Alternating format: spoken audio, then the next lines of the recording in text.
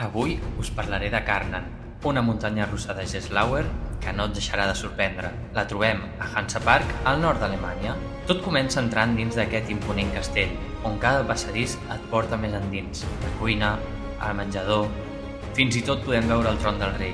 Fins que arribem a una sala rodona. El terra s'il·lumina i t'indica a quina fila pujaràs a l'atracció, de manera totalment aleatòria. I és aquí, enmig de la foscor, on arriba el moment més inesperat. Una caiguda vertical de 60 metres única en el món.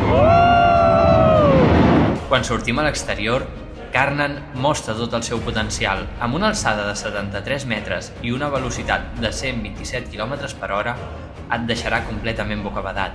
Velocitat, girs i un recorregut intens de principi a fi.